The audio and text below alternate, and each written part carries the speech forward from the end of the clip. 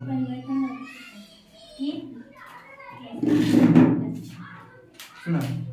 हम लोग पढ़ रहे हैं चैप्टर फर्स्ट, वो भी विज्ञान का नाम, क्लास 10 का। मतलब आज से नया है, चालू है। अब जो 2026 में बोर्ड का एग्जाम देंगे उनके लिए जरूरी है ना। तो सुनिए, चैप्टर नंबर 1 है जिसका नाम है रासायनिक अभिक्रिया और समीकरण। इसमें हम आपको समझाए थे कल कि रासायनिक क्या चीज होता है, मतलब रासायनिक परिवर्तन, और कल के में ही समझाए थे कि भौतिक परिवर्तन क्या होता है। भौतिक परिवर्तन, सुनिए, रासायनिक परिवर्तन जैसे कोई एग्जांपल बताइए, आप लोग कल का लिखवाए हैं। दूध से दही बत्ती जलना। चलिए, हाँ, एक लोहे पर जंग लगना, मुंह को जलाना, लगना।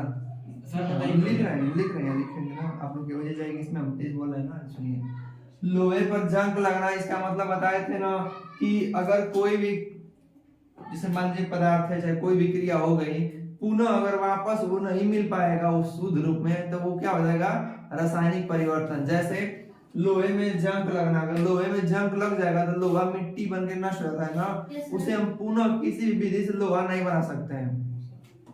कल एग्जांपल दिए थे मोमबत्ती का जलना ना, एक तो बनाए थे इसे मोमबत्ती, सर मोम का जलना ना, वही मोमबत्ती। हाँ, मोम बताए थे कि दो प्रकार का प्रश्न बनता है, इसमें आप लोग उलझ जाएंगे।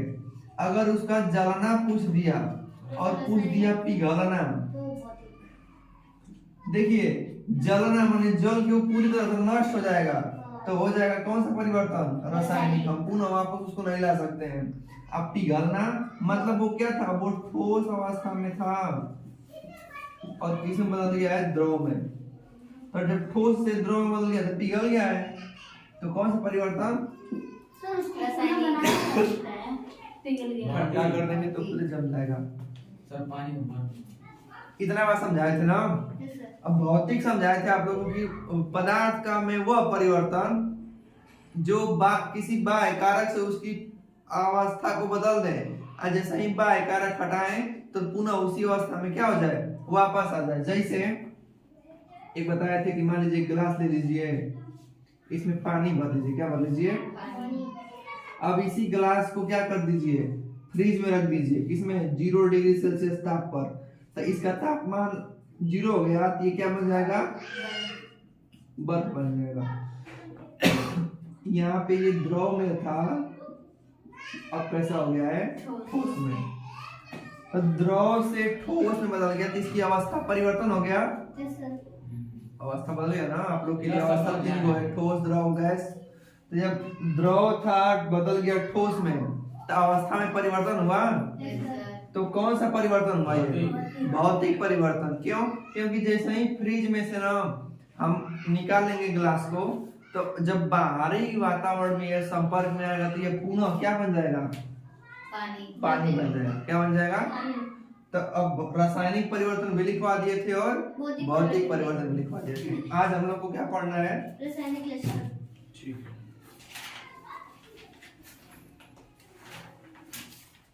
अभी किताब मत खरीदिएगा, क्योंकि जो उन लोग का पेपर हो जाएगा ना तो उनसे किताब मांग लीजिएगा आप लोग। जो उनका पैसा लगाने कोनो मतलब नहीं है। ऐसे बताए थे कि नहीं, क्या है, बताए थे ना कि रासायनिक अभिक्रिया की पहचान क्या क्या होती है, मतलब कैसे लक्षण मत लिखा था ना। अगला टॉपिक हेडिंग डालिएगा, हेडिंग डालिए, रासायनिक अभिक्रिया की पहचान। सर ये जो हेडिंग करवाए थे कल का, वही है, बस इसके नीचे लिखना है, क्या लिखना है, जो लिखवाएंगे, मतलब कैसे हम पहचानेंगे कि रासायनिक अभिक्रिया हो रही है ना, तो हम लिख सकते हैं, इसमें हेडिंग डालेंगे। आज जो हम लोग को पढ़ना है,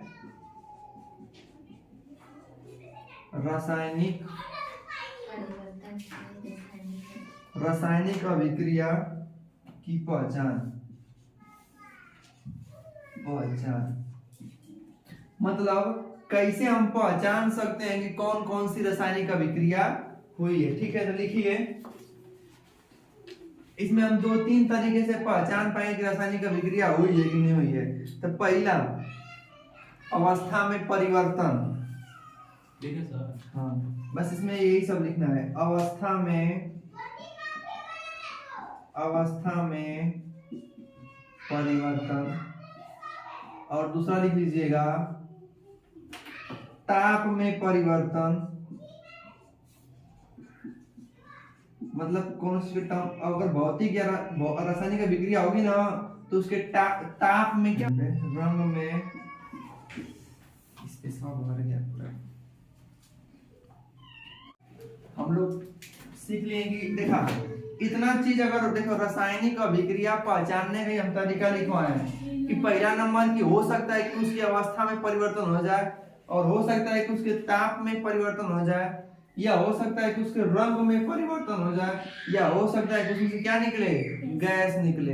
ये चीजें होती हैं क्या कर पहचानने की, किसको पहचानने की, तो रासायनिक अभिक्रिया की पहचानने सर तो की। भौतिक अभिक्रिया को नहीं पहचानेंगे? हम लोग रसायन विज्ञान पढ़ रहे हैं तो रसायन विज्ञान पर चलेंगे ना, भौतिक वाला भौतिक में जो बातें होगी ना मैं आपको बताते हुए चलेंगे, जो चैप्टर से हुआ है रिलेटेड। आप लोग हम लिखवा भी दें क्या क्या पढ़ना है इस चैप्टर में। Yes sir. तो बोलिए क्या पढ़ना है इसके बाद। रासायनिक अभिक्रिया ना, रासायनिक अभिक्रिया, रासायनिक अभिक्रिया।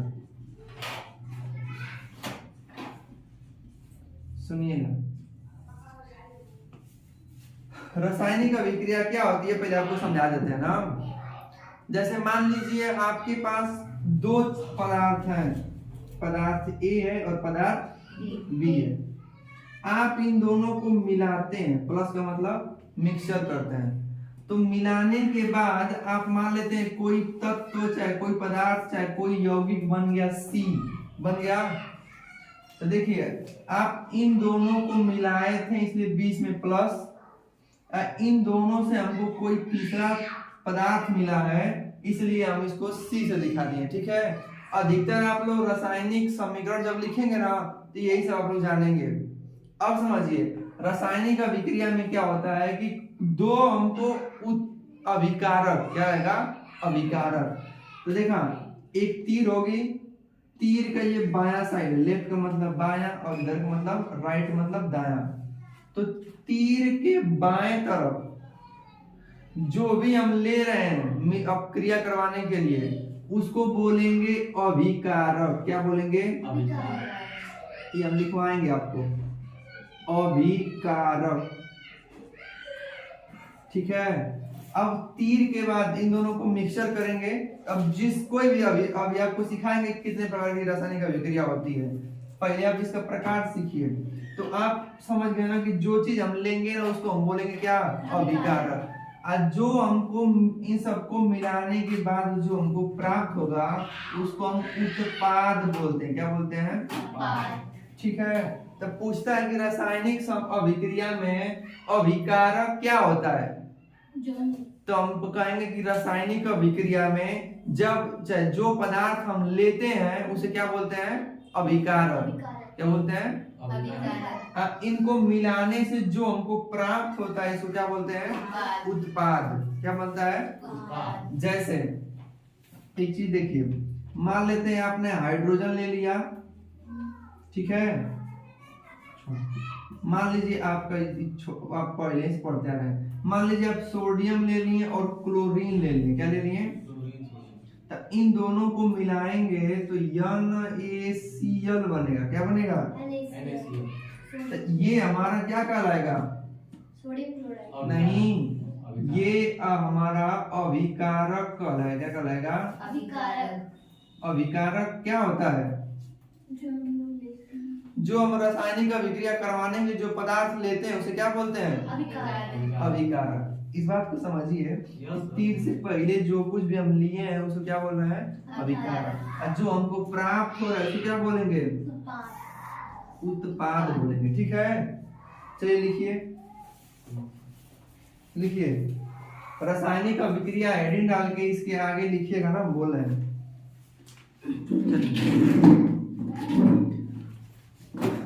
जब जब जब एक या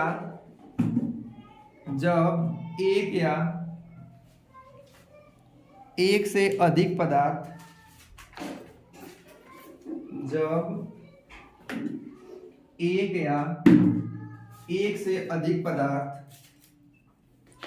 आपस में क्रिया करके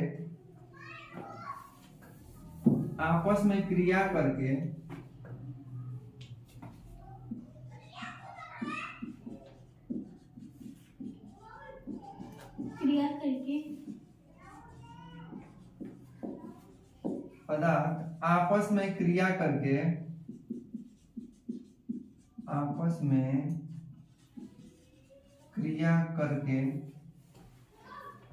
नए पदार्थ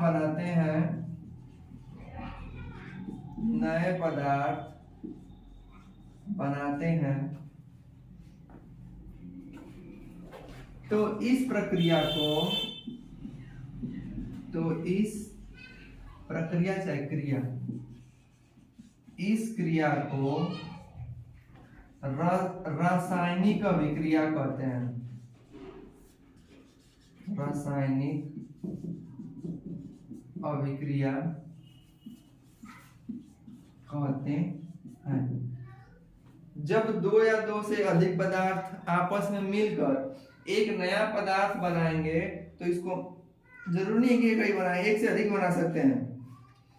एक नया पदार्थ बनाए तो उसे हम क्या बोलेंगे? रासायनिक अभिक्रिया। जैसे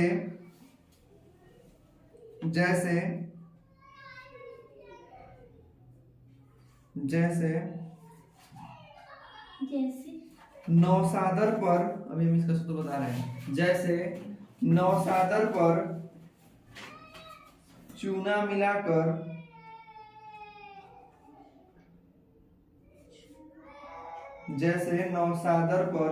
मिलाकर अमोनिया को बनाना। जैसे नौसादर को मिलाकर अमोनिया क्लोराइड होता है ना सर? अमोनिया। अरे वो जब होता है तो होता है, पहले लिखो। जैसे नौसादर, इस सूत्र है NH4Cl, इसमें हम क्या मिला रहे हैं? चूना। चूना मिलाएंगे तो CaO हो जाएगा ना, कैल्शियम ऑक्साइड। इसको अगर हम मिलाते हैं तो सुनिए, अभी हम आपको बताएंगे कि ये मिल के कैसे यहाँ पे हो रहा है, तो बस फिलहाल के लिए सीख लीजिए कि क्या हो रहा है ना, कैसे कैसे टूटता है, कैसे कैसे जुड़ता है। हम लोग बताए ही है, हम इसमें भी समझाएंगे। पहले इसको लिख लीजिएगा आप लोग। तो क्या बनेगा? NCaCl plus H2O plus NH3। यहाँ 2 कर लीजिएगा, यहाँ 2 कर लीजिएगा। इसको भी सिखाएंगे क्या क्यों किए हैं।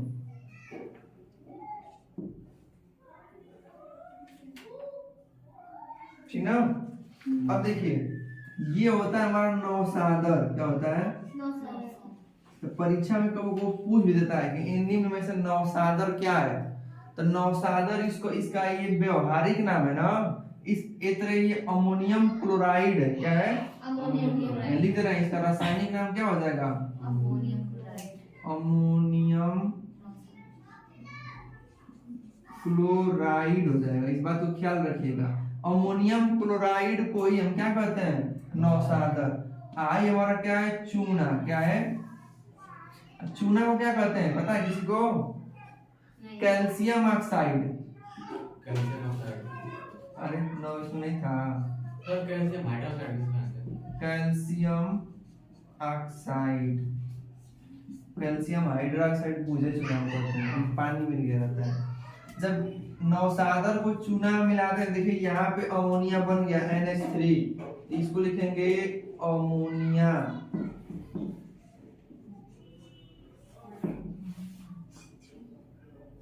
देखिए यहाँ पे क्या हुआ है बताएगा कोई? यहाँ पे हम 2 ठे पदार्थ लिए थे ना, इसको आपस में मिलाए हैं तो हमको ये नया पदार्थ बन गया है। दिख रहा है? इधर नौसादर था, इधर नौसादर कहीं दिख रहा है? नहीं दिख रहा है। इधर चूना था, इधर चूना दिख रहा है? नहीं। क्यों नहीं दिख रहा है? क्योंकि दोनों ना आपस में क्रिया करके एक नया पदार्थ बना लिए सब। ठीक, लिख लीजिए। दोनों आपस में क्रिया करके नया पदार्थ बनाएंगे। सर अमोनिया के बाद क्या बोले थे? बोले थे कि अमोनिया बनता है। अमोनिया बनता है नौ से कब?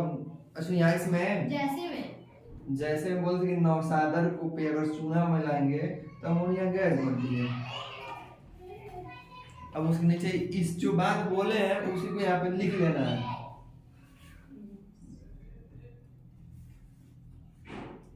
हो गया। हो गया। अब इसमें कुछ नोट लिखे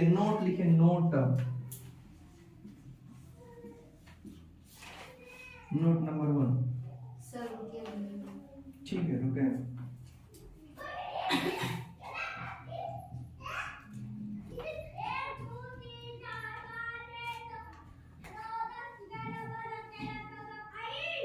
बोले लिखा रासायनिक अभिक्रिया में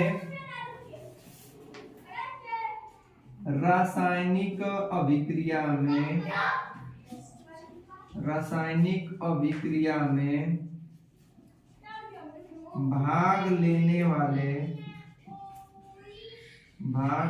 वाले पदार्थ को क्या कहते हैं? पदार्थ को अभिकारक कहते हैं। दूसरा लिखिए, हमारा एक शब्द में अगर बोलना चाहे तो क्या बोलेंगे? कहेंगे सर जी ये अभिकारक है। क्या है? अभिकारक। ये जो नया पदार्थ हमको यहाँ से लेके यहाँ तक बना है इसका क्या नाम देंगे? उत्पाद देंगे। इतना में किसी को दिक्कत? देखिए रासायनिक अभिक्रिया किसे कहते हैं? तो कहें कि जब एक या एक से अधिक पदार्थ आपस में क्रिया करके नया पदार्थ बनाते हैं तो इस क्रिया को क्या कहते हैं? रासायनिक अभिक्रिया। एक या एक से अधिक पदार्थ आपस में क्रिया करके एक नया पदार्थ बनाते हैं तो उसे क्या बोलते हैं? रासायनिक अभिक्रिया। रासायनिक अभिक्रिया उत्पादन। जैसे अमोनिया, ये देखिए अमोनियम क्लोराइड है, ये COO के साथ मिल रहा है तो क्या बन रहा है? कैल्शियम क्लोराइड और जल और अमोनिया गैस बन रही है। अब इसमें नोट पॉइंट लिखेंगे कि रासायनिक अभिक्रिया में भाग लेने वाले पदार्थ को अभिकारक, रासायनिक अभिक्रिया में बनने वाले नए पदार्थ को उत्पाद कहते हैं। दोनों लिख लीजिए।